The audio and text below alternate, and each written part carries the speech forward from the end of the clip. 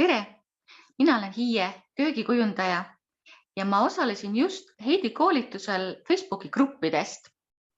Mul on üks Facebooki grupp tehtud ja see oli päris keeruline neid inimesi sinna saada ja ega seal neid väga palju ei ole. Ja lisaks sellega tegelemine on päris aeganõudev ja selline tundub töömahukas.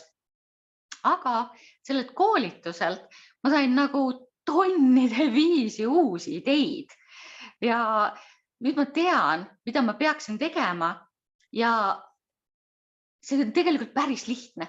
Ma lihtsalt ei teadnud seda varem, kuidas saab jaotada ära postitused, kuidas saab inimesi kutsuda üles suhtlema omavahel, sest see ongi Facebooki grupis ju kõige olulisem, et inimesed suhtleksid, et nad suhtleksid minuga.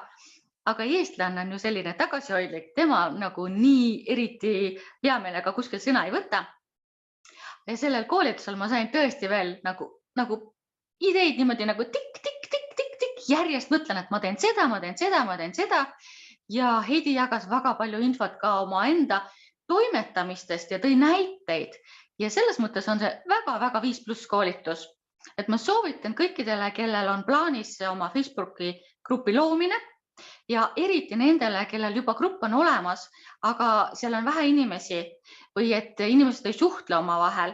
Ja kui sa tahaksid, et see grupp, nagu mis on sinu elutuba, et sa hakkaksid seal inimestega suhtlema ja kui sa tahad oma grupis ja üleüldse nagu saada mingil alal eksperdiks ja sa tahaksid ka näiteks müüa oma tooteid või teenuseid, siis on sul vaja Facebooki gruppi.